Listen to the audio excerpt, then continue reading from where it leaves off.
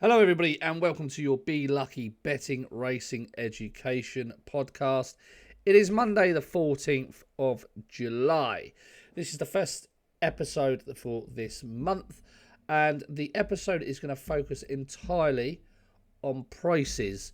Prices being backed in the market, prices drifting in the market, when you should recognize that the market knows a little bit more than you do.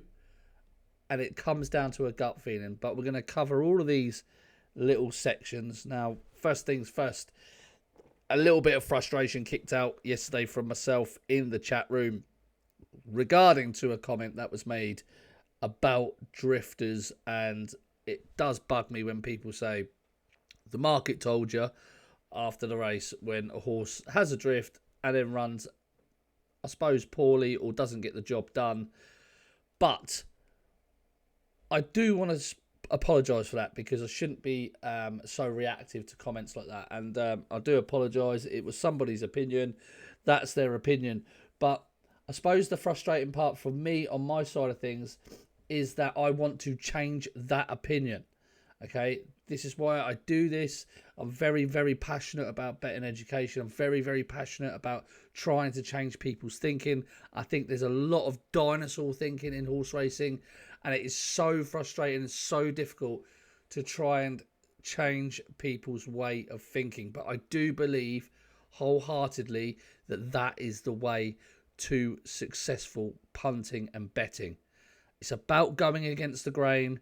It's about not following the crowd. It's about not using the same terminology just because you've heard it from somebody else. All things we're trying to cover in this betting education series. But today we're going to focus directly on prices, drifts, market backing, and when you should recognise when the market knows more than you. Okay, so first off, we're going to start with when the market knows more than you. Now, this comes down to pure experience. You cannot find this little niche without having vast amount of experience. Okay, now when the market knows more than you, I'm not talking about drifting horses. I'm not talking about horses being backed that you're not on. I'm talking about when you look at a race card, you go through the race, you identify the favourite or what you think should be favourite. You identify the outsider. You identify the middle of the market. And then when the prices come out, there is a horse that is in the top 2 or 3 of the betting that you would have had as a, let's say, for example, a 16 to 1 shot. Now, for no reason, you see this horse at the top of the market, and there's no reason you can pinpoint and put this horse at the top of the market. Let's just say, for example, his last few form figures have been 6002. Now, you know by watching every single race of that horse, you know by looking at that horse's entire profile, there is no way that it should be a second or third favourite in this market. Now, for whatever reason, this does happen quite often, and I think you need to recognise it. I'll tell you a very good example the other day was Caviar Heights for William Haggis at Sandown. Had absolutely no right to be being a 4 to 1 shot in that race. His form never said he should be that sort of price, but he actually ran really well and was only beaten a neck, and he was supported before the off. I think he went off close to the favourites price in the race. But there was no way he should have been that price on what he had achieved thus far. Now, he was having his first start for William Haggis. He could have improved at home, but how on earth would you know that? You wouldn't know that. So you have to recognise when the market has some sort of edge that you don't have. A horse that is towards the top of the market that you think, Jesus, why the fuck is that there? That doesn't make sense why that's there. Now, sometimes they're just going to get it plain wrong. Other times you're going to see Caviar Heights where they run extremely well. So you have to be able to recognise when the market knows more than you in that regard. And this is before any liquidity in the market. This is before anything else. This is the bookmakers all putting this horse in towards the top of the market. Now, normally what happens is you'll hear that a bookmaker has maybe rung the trainer up to say, "Are you running?" or has rung them up to say, "How's the horse been since he's come to you?" Whatever, and they might get a little bit of feedback from that trainer to say, "Yeah, he's going really, really well. Really happy with him. Looking forward to running him." And therefore they then put him in towards the top of the market. But that's sort of the edge and the angle that the bookmakers will try to find, and you have to just recognise it by the horse's price being far too short to be genuine, if that makes sense. So there's a lot of examples of this, loads, where horses don't really have the ability to be second favourite, but they are second favourite, and maybe they've moved stables, and maybe they've had a gelding operation, maybe they've had a wind operation, maybe there's something that you can't even see on the page. Maybe they've had 56-day break, so maybe that their last couple of runs they've had a niggle and they've had a clear run with them now. There's little bits of information, I guess, that the bookies can get over you, and you need to just be very aware.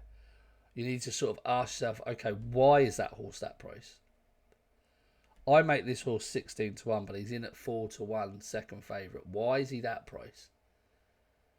Those types of races, you may then want to have a look at, see if there is any market support on the Betfair exchange or on the other exchanges to see whether that is backed up. Sometimes these horses will drift right out and be 14-1 before the off, and you would have been right. But you do have to go very careful when there's situations potentially that a market knows more than you do. And the only way you can compare this and find this out is by doing your own tissue prices and making sure that you trust your own prices when it comes to the opening betting markets. Now, this always also works on the flip side of things as well, okay? So when you really fancy a horse and the price is too good to be true, this happens a lot of the time. There's no way he should be that price. I can't believe he's that price. The form says shouldn't be that price. You've marked him down as a 4-1 shot and they've opened him up as a 20-1 shot. It works both ways, and you just have to go very careful. Now, the reason we always say, and I know it gets fucking boring, that this is a long-term game, is because this sort of thing that we're speaking about where the market knows more than you, right? It doesn't happen too often, okay? It doesn't happen too often, but you'll be able to look at a race and recognise it when you see it, or you should be able to. But what would you do in this instance, okay? Would you lay the horse at 4-1 that you've made a 16-1 shot? Yeah, you should. Or you shouldn't really get involved in the race. If you really fancy one in the race, and that there's a horse in there there's a 4-1 shot that shouldn't be in there, that you make 16-1 shot, maybe just still have your bet, but maybe just ease off a little bit. Now, when there's a horse that comes out and its price is too good to be true, a 20-1 shot that you make a 4-1 shot, should you be having more on than you would have if it was a 6-1 shot? Yeah, the answer is yes. And the reason is, even though you recognise that the price is too good to be true, if you do this over the long term, you're going to win more often than not if you trust your own prices and if your prices are correct. So regardless of whether it's too good to be true, you still ought to be backing that horse. And then after the race, you can go, okay, that was too good to be true, that one. But you're still, in your mind, in your own process, you are still backing a horse at 20-1 that you make, say, 4-1. So you must always back these, regardless whether you think they're too good to be true or they're horses are far too short. Because over the long period of time, you should be getting it right. Now, this is the problem when you focus on just one individual selection and one individual race. like a lot of people do. They focus on just every outcome of every single race. Well, the problem is that if that is too good to be true, and there's something in that horse at 20 to 1 that you make a 4 to 1 shot, that he's been off, say, 56 days, say there's something you don't know that may have happened, and the market already at opening prices without any liquidity in there, the bookmakers know more when they're pricing the race up, the traders know more than you do on this particular thing, then you are likely to lose. But if you was to back every 20 to 1 shot that you made 4 to 1 over a long period of time, Jesus Christ, you'd be rolling in dough. So this is why you cannot always put any weight on individual selections. And it's one of the ways you have to change your thinking. You almost have to be able to put the bets on, walk away, not even look at them. Like I know a lot of people do that in the members group. Not even look at them, and then come back and go, okay, we had one winner there. We were down slightly today. That's it. Right, what we got tomorrow? We're on that tomorrow. What we got the next day? What we got the next day? Over the week, look back. Okay, we're down this week. Okay, let's look at the next week. Okay, over the month, we're now up. Great. You know, all this weight on individual selections is no good for your betting mentality at all. But when the market knows, when you feel the market knows more than you do, or a price is too good to be true, or a price is too short to be true, there's probably something in it. But you need to be consistent over the entire period of the year, because I tell you what, you do not want to think that price is too good to be true at 20 to 1. I'll leave that alone, and it does go and win, or it does get supported before the off, and is redacted to its actual true price, and the bookies have made a mistake. You'd rather be wrong at 20 to 1, backing a 20 to 1 shot that you make 4 to 1, than backing a 4 to 1 shot that should be 20 to 1. That is obvious information, but it is information that needs to be said. But there will be times when you look at a race and your natural gut reaction says to you, this is a really, really good price. This, although cannot win. It's a value loser, if you like. Okay, there's loads and loads of value losers, right? Every single day, every single race, there are horses that are overpriced and underpriced. The opening markets are normally entirely different to the SP markets, okay? And that means lots of horses have got to be back, lots of horses have got to drift, lots of horses have got to have movement in the market. A horse that's 11-4 is now 9-2, but before the off it goes back into 11-4 and it can win. Like, it happens all the time. It's because the market is waiting for liquidity, and therefore, even when you feel the market knows more than you do at opening odds, it could all be different come the off. So always back your own prices. Always back what you think or what I'm telling you to back, because I trust my own prices over a period of time. That's why the data is so important, because it allows you to have that trust in the prices. Always, always, always just trust the prices. If one drifts, if I say, I'll make this horse 3 to 1 and it drifts out and it goes off at 7 to 1, it doesn't mean the horse can't win. It doesn't mean the horse is going to lose. It just means that the market is just not taking as much money for it. Now, there's loads of reasons that could be. And it's not that your prices are wrong. It may be wrong on this individual occasion, and it may be wrong tomorrow, and it may be wrong on Tuesday. But over the course of the entire year, I know that my prices are correct. Therefore, I don't give a shit whether a horse drifts in the market or is backed in the market, because I know over the year my prices are correct, and I'm betting correctly to my prices, and I'm getting good value on my prices over the period of a year. I might have a week where everything I tip or back drifts like a barge, but it's a fucking week. It doesn't matter. It literally does not matter. Now, while we're going on to drifts and backs, we should really get stuck into it a little bit more. So I've just mentioned there that I don't give a shit about whether a horse is backed or whether a horse is supported. Now, the reason this is is the fact that I think my angles and my edges in racing are entirely different to anybody else's. I don't use this trainer form crap. I don't use always dropped a pound rubbish. I don't use all that nonsense, okay? The edges that I have and that I use, which I'll obviously keep to myself, are so niche and so unique that I don't expect the market to find the horses that I want to back. I don't expect the market to support the horses that I have, because I don't expect people to be finding the same edges and angles as me. If they did, and every horse was smashed off the boards, then my edges would be running out. There would be very little value in those edges going forward, because if I'm late to the party and the market's already smashed the horse, then the edge and the angle was gone. So I don't want my horses to be smashed in the market. And I know that's very difficult for people to hear, because people get so excited about a horse getting well backed. It means bloody nothing. Now, don't get me wrong, it can give you a bit of confidence if the horse is being backed by other people. But you don't want to be in agreement with everybody else. You really don't. Sometimes I hear whatever people say, oh, they all agreed on the podcast that, this is a good thing. That, to me, is my worst fucking nightmare. My worst nightmare, if everyone agrees on a podcast about a certain selection that might go and win. Archivist on Saturday became such a fucking popular horse.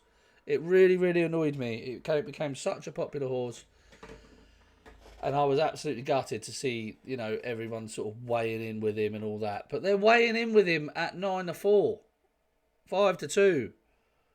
We're weighing in with him at 25-1. But that's the entire difference, right? So people are backing Archivist, for example, on Saturday because he's now 9-4 fav. That's why they're backing him. None of them have got any edge or any real reason about why they should be backing him at 9-4. It's the whole reason I didn't go in again, or advise you to go in again on Saturday on the column at his price of 9-4. The reality is that horse was backed into 15-8, and the honest truth is was not a 15-8 shot on Saturday. He was more like a 4-1 shot. But you've got a lot of people that are getting overexcited about him and are really going in on him and are going in at far too short of a price. So the weight of the money is because if you just look around you on social media, all these people are on him, all these people are tipping him. Naturally, that horse is going to accumulate money on the Betfair exchange and it's going to force his price in. It doesn't mean that it's right. It literally doesn't mean it's right. So why would you get excited about a horse being well supported if you feel your angles and edges are hidden from society? You wouldn't. You would not get overexcited. And if you are, it means that you're basically respecting the market more than you should. Because the market is a collective of the money that is bet in the race and just bringing a horse down to a price that where the market suggests it should be. Absolutely no weight in it at all. The other reason is the market is being traded constantly. And what you will find is that most horses that make the running or lead are the horses that are being backed before the off. Because they're trade-out positions. Back him now, he's going to shorten, lay him off. People are scalping, trying to get little bits of money out of prices in the market. If the market thinks that there's going to be 5 horses that are going to go forward here, they might back the hold-up horse a little bit. There's so many different reasons other than exactly win probability about why a horse would be supported in the market. So therefore, you have to get out of the thinking of, if this is supported, this should win. If this drifts, this has got no fucking chance. Honestly, it's madness to me that people put so much weight on horses being backed and so much weight on horses being drifted. Now, of course, naturally, horses that drift in the market are going to have you a little bit concerned, but it doesn't mean that they can't win. Okay? It doesn't. It means that other horses in the market have taken a bit more money than that horse. Now, there could have been a lot of money on that horse overnight, the drifting horse overnight. There could have been more money in the morning. There could have been more money throughout the day. And then before the off, half hour before the off, they're not seeing any more money because most people are on.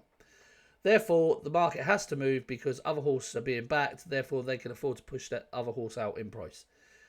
That's how the market works. And for people saying that drifters don't win or it's a bad sign, like Leo Varney at Royal Ascot last year was opened up at 7-2, went off at 22-1 and won. For example, Skakusa, who was in a listed race at the Curragh, for us was 9-4, went off at 4.4 or something, 11-4 in the sports, but 4.4 in the exchange. Won. Brooklyn 9-9, 5-1 out to 13-2. Won. Boward Short, won. Drifted 9-1. Liberty Lane out to 3-1. Won. Rainbow's Edge drifted markedly out to 10-3, having been as short as 7-4 in the morning. Won. American Affair at Musselburgh opened up at 2-1. We tipped him at 11-4, went off at 7-2. Won. Royal Dress last year opened up at 16-1 at Goodwood, went off at 42 BSB. Won. These horses win. These horses definitely win. And I tell you now, if you're the type of person that wants to be dictated to by the market in terms of if a horse drifts, cash out and get out of it, you're going to get out for a loss. And if a horse is backed, wait till a horse is well backed and then jump on that, you're going to lose the value. You're going to be betting under the odds. I'm telling you now, over the year, you will lose a lot of money by doing that. You have to embrace a drift. You have to embrace a horse being backed. You have to know that you've got on at the right price, a good value price. You have to trust your prices. You have to trust the process over a long period of time. And that's how you make money. If you are being dictated to by the market, then you might as well sit in front of the Betfair exchange and watch what's being backed later on and just jump on these gambles. But just be aware that once these gambles have started, the decent money is already on at a good value price. And by the time it's filtering down to you, you are taking about 4 to 5 points under what the value price is. Now, if you bet every horse like that continuously over the course of the year at 5 points under the value price, then I'm telling you now, you're not going to make money. It's as simple as that.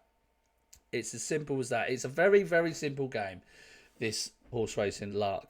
But you have to literally have, in your case, blind faith in me that I know what I'm doing with the prices to make it pay. And if you're making your own prices and you're doing your own prices and you've got your own opinion, that's great. And you're just using this service for further information or whatever, that's entirely up to you. But you have to trust your own prices, otherwise it doesn't work. It just doesn't work, I'm afraid. So you have to trust the prices that you make the horse. Now, that just comes with experience. On my profit and loss sheet, on my Excel sheet, every single horse I've backed since 2022, and I've recorded on here, have got a section whether it shows whether they were a drifter, a shortener, or no change in the market. So I can see the percentage change in the prices that we tip to the prices that we go off. And I'm telling you now, there are plenty of drifters in there that have drifted to 50% of a change in price that have gone and won.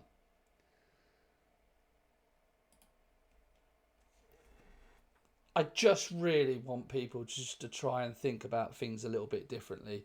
I know the whole concept of racing is sort of like follow the leader and let's all be sheep and let's all talk about trainer form and let's all talk about, oh, he's a pound lower than his last winning mark, so he must win today because he wasn't fucking the same mark last time or whatever.